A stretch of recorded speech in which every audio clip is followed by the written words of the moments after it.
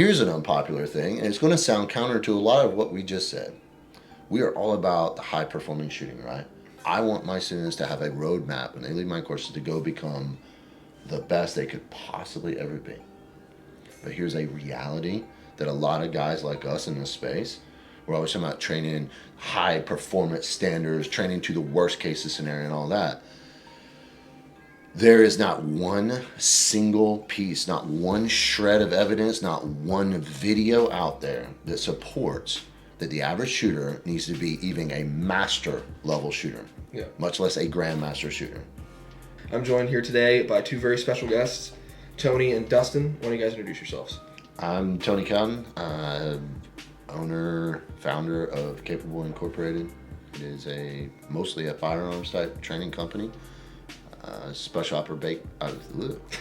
operations background, Army, SF, worked over at the Intel Agency.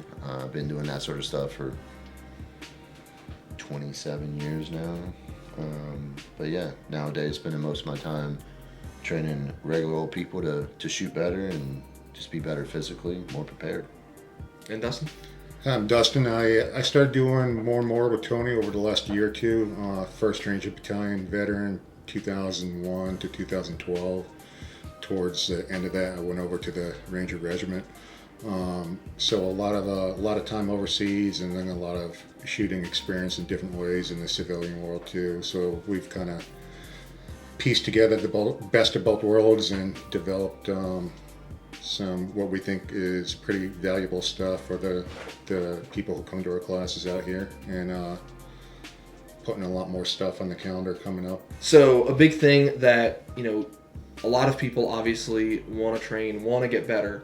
And there's this big thing from the tactical community that competition shooting is really dangerous. It's going to get you killed in the streets. You're going to die a horrible death because you once shot a competition.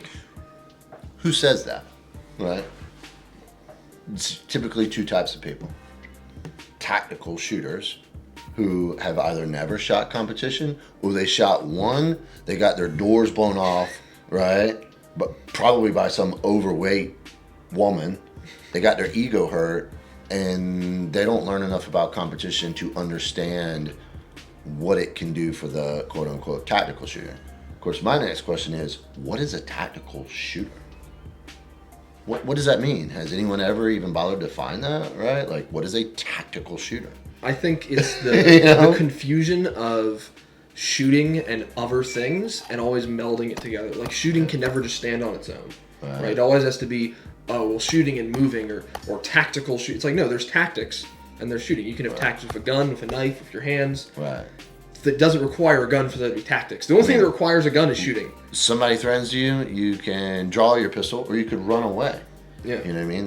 Those are tactics. You can scream loudly.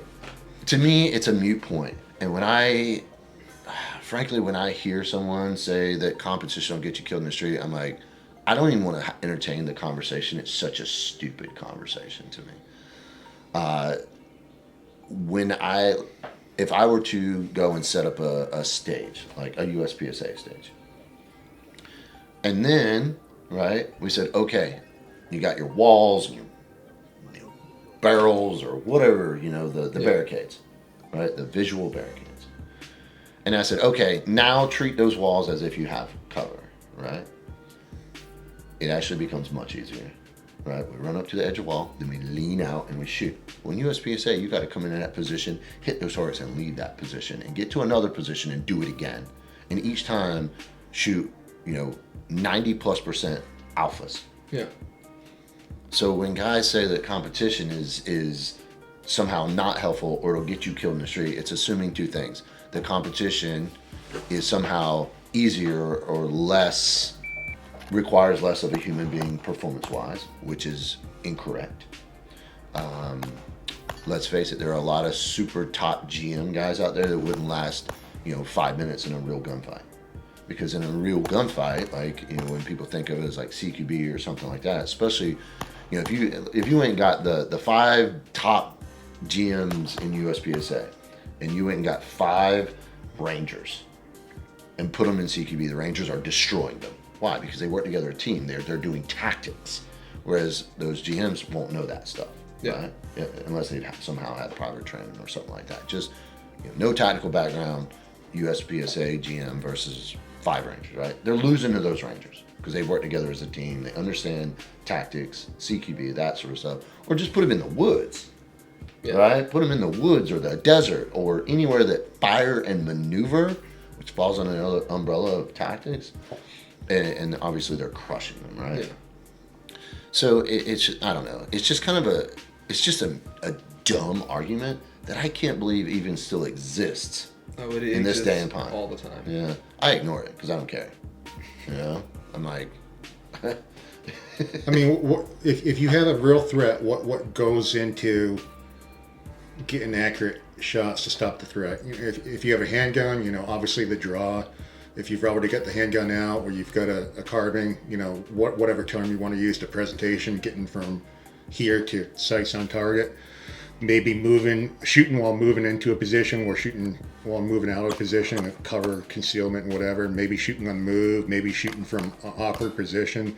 All that stuff is things you got to perfect in both competition and real world stuff, real world shooting, real world engagements. None of it, there's not one thing that doesn't apply. Of course, if I'm shooting a USPSA stage or 3-gun stage, I'm going from point A to B to C as quick as I want. Whereas in real life, hey, after I fired from point B, I might assess what I'm going to do for a few seconds and scan something before moving up. But when it comes to running your gun, getting quick and effective shots on target, it's all interchangeable. And like you said, you're lacking the communication part and the fire maneuver part if you had multiple people. But if you look at the aspect of what it takes to get shots on a threat to protect yourself or protect your family, it's the same skills that you use to get accurate shots on targets during a competition. I always like to use this point with the tactical guys. They're like, you got to train tactical, and you got to, use cover. In USPSA and shooting competitions, they're not even using cover. And then that exact same tactical dude is posting 9 out of 10 videos standing perfectly squared off at a target on a flat range with no cover, right? At 3, 5, 7, 10, 15, and 25 yards only. Right? Those are the only distances tactical gunfights happen, right? 3 yards in. And they're actually just sitting there shooting a paper target. They call it working on the fundamentals. And I'm like, but you just said you were a tactical shooter, and tactical shooting must use cover and movement and all those things, but yet you set up, and we see it like in the military, right? Yeah. 40, 50 dudes all shooting a target, and there's no cover to be found anywhere. So we can call competition working on the fundamentals really, really fast and right. Yeah. I'm dynamically working on the fundamentals. That's what I'm doing. Got to use the word dynamic. You got to throw maybe dynamic, biomechanics, kinesthetic awareness. Yes. Hey, look, if you can't spell a word, don't use it in a sentence. Maybe because more and more people are getting on social media, seeing other instructors making money running courses, and everyone thinks they can do it. A big reason why you don't see most instructors entering a competition just to have fun. We're not saying you got to go to a competition and be dominant to be a good instructor or win it, but you should be able to go to a competition and be in the top 10 or 20% and move efficiently and shoot efficiently. But the reason most won't do it is because most instructors really cannot shoot or articulate much.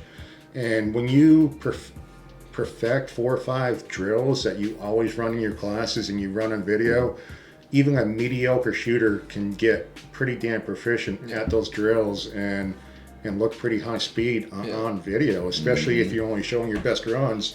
So I can take a mediocre to below average shooter, and start running El Prez with him. 222 reload 222 for a few days, and by the time we're done with it, I guarantee I could record him and have him looking pretty bad ass during that drill. Or what's another popular one? The X drill, to the body, to the head, to the head, to the body. Or like the Mozambique. Yeah. All A few those different names. drills. If, Or I guess we're not supposed to call it that if you rehearse What do we call it that, now? I think it's like the stop the threat or something. Oh, the Mozambique. Yeah, You you're say that. supposed not supposed to call it the Mozambique. You have to call it like the stop the threat or something like that, Oh.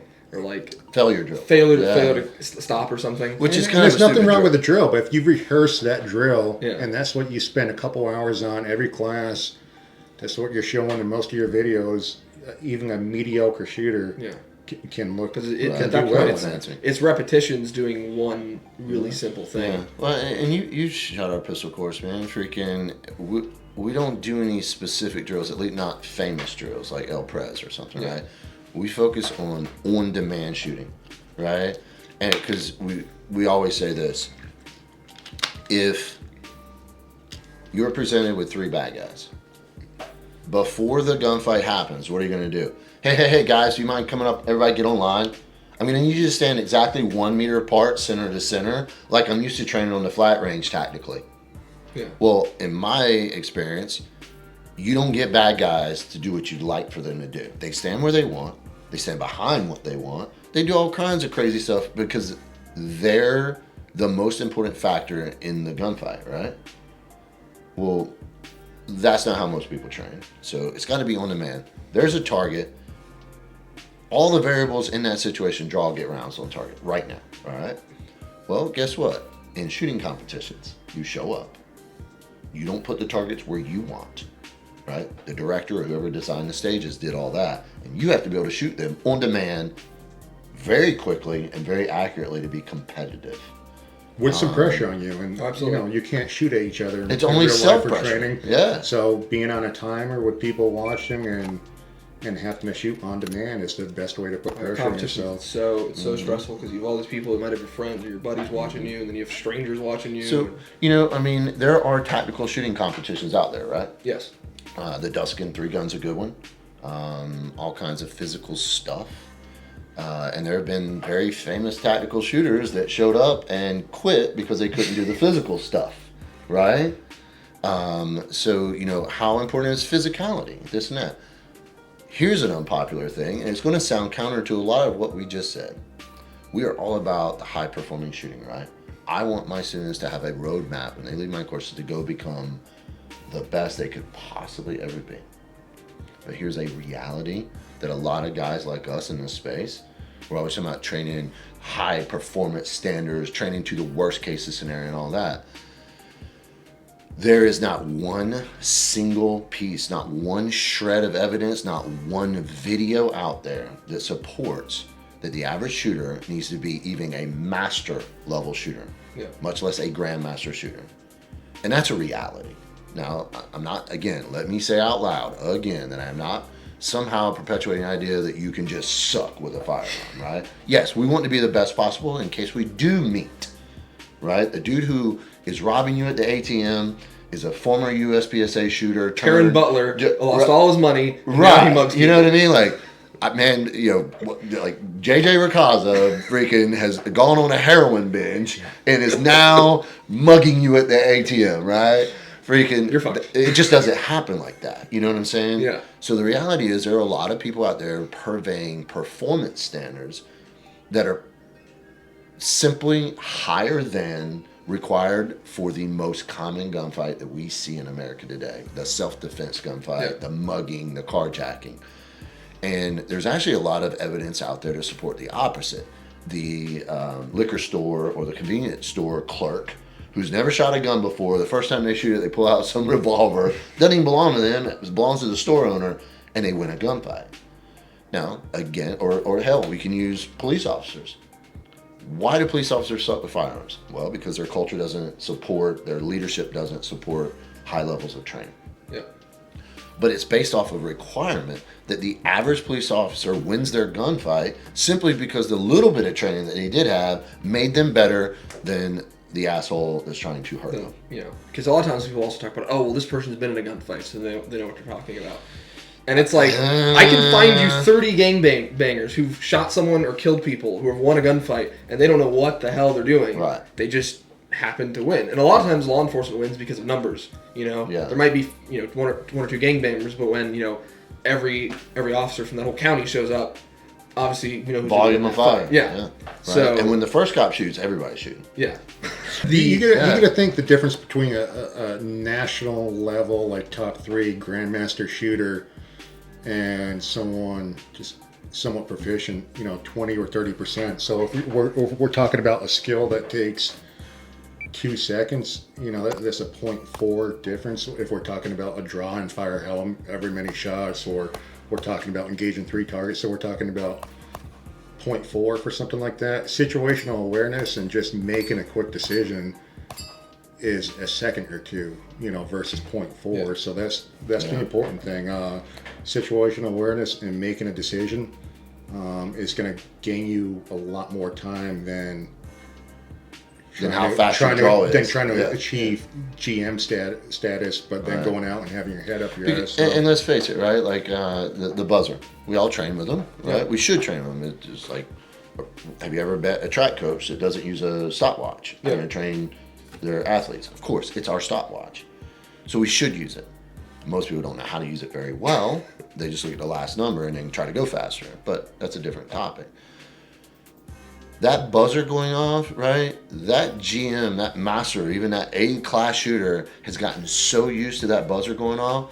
Let's say, typically speaking, a pack time of the buzzer from the beginning with the B to the P of beat is 0.33 of a second, right? And most A-class or better shooters, when that buzzer goes off, right, their gun's already coming out of the holster by the end of the 0.33, right? Or at least their hand is on it, the gun is moving. May not have cleared the holster yet, right? But that's because they're conditioned to a buzzer, right? If you give me a scenario with real people, right, or force on force or something like that, where it's not obvious that it's a threat, it's a compound situation, I have to think, right? I'm not conditioned to that stimuli. Why? Because I've never seen it before. Yeah. And that's one truth I know about gunfights. Every single one you get in is a lot different than the last one. And so, to kind of back up to your thing that like, this guy got in a gunfight. And we make jokes at our in our classes that if you get in a gunfight, you want to make sure it's caught on CCTV. So you start a tactical training company. I survived a gunfight, right? Like the police officer who survived a gunfight on the side of the road now starts a tactical shooting company. Well, they didn't survive because they're good. They survived because the dude they were fighting sucked, right? Yeah. And that's just a reality of the situation. We make fun of a lot of things. I do. I'm a sarcastic type person in nature anyway. It just, and you know what, we were talking about this yesterday when we were on the range. You have to define the requirements of your training. I don't care if it's lifting weights, running, shooting. What are the requirements of your discipline? And I think the tactical shooting community, right, when it comes to competition, it is easy, very easy to define the requirements, right? The requirements of shooting USPSA or 3-gun. We can sit down and write out the 10 things that you will see in every single stage you ever shoot, right? Those are your requirements. Those are the things you're going to go work on. Well, you can do the same thing for the tactical engagement. You may have to bracket a little bit. And I think this is where tactical shooters screw up. There is so much out there in the civilian space that has gotten drug out of the CQB space. Well, most gunfights in America don't happen in CQB spaces. They happen in, what are they calling it now? Tranny spaces. Not spaces where you find trannies, but transitional spaces. Yeah. And when I say tranny, I don't mean like the mentally ill people, right? I mean, like transitions, right? Yeah. Moving from one thing to another. The supermarket to the parking garage. Yeah. Like I said, sarcastic in nature, right? So a lot of those fights happen with no opportunity for cover. They happen right now, and it does require that proficiency, that draw and all that kind of stuff. But there is a lot of stuff out there that's gotten drug out of the CQB space versus the street fight. And I will tell you this: there's very little. There's very little that I would compare CQB to like USPSA or most competitions, as far as the principles goes, the tactics go.